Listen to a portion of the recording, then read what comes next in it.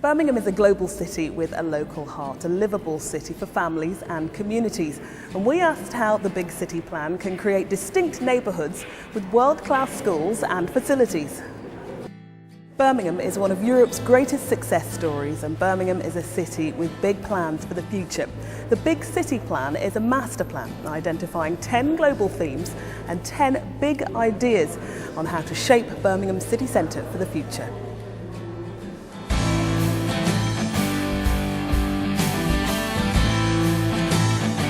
We want people to give us their ideas and share their opinions on how to shape and revitalise Birmingham as a great global city. And the council selected local people to come here to Icon Gallery East Side to give us their opinions and kick off the consultation.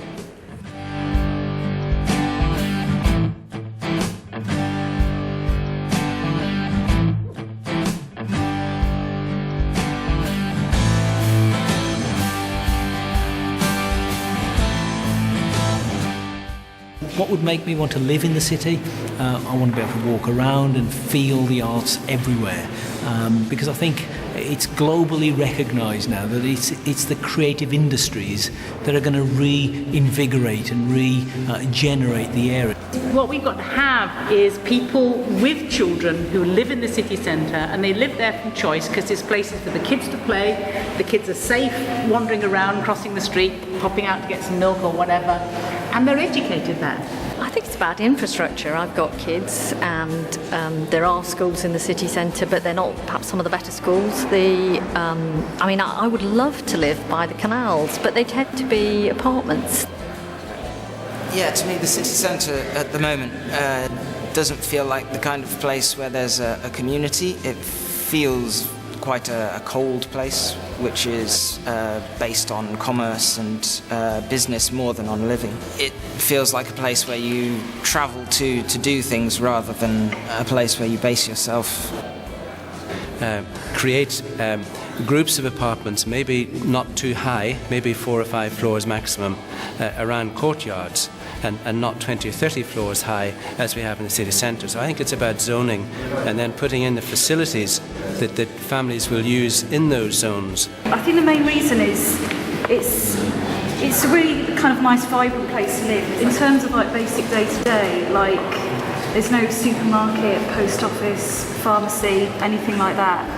And like, I don't know, if you want a can of cat food at 10 o'clock at night, you have to go into town to get it. You don't want to be confined by concrete and walls 24/7, you want to be able to get out and breathe fresh air from time to time. Green space is important, but I think for space for actually, playing rugby, football, any other sports, that's got to be managed slightly differently to probably the green space you're also talking about, as in just a green space within the city itself. When people come to the Jewellery Quarter, or whether they live in the Jewellery Quarter, there's an area where people can relax, people can sit around, people can have a picnic, and people can actually meet.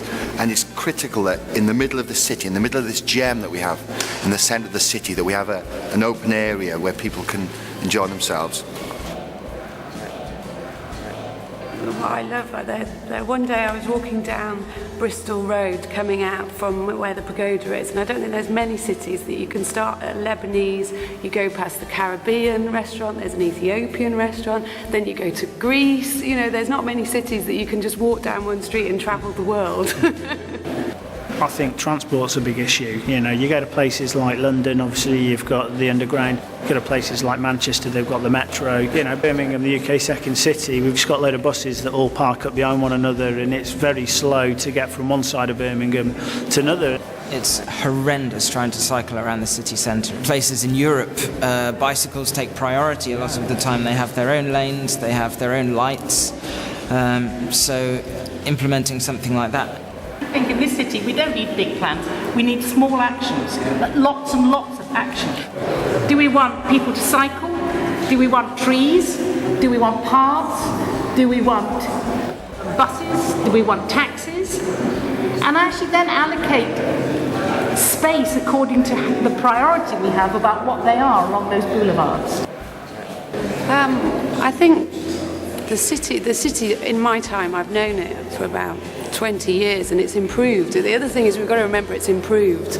You know, that used to be the city of the car and it's moving more away from that.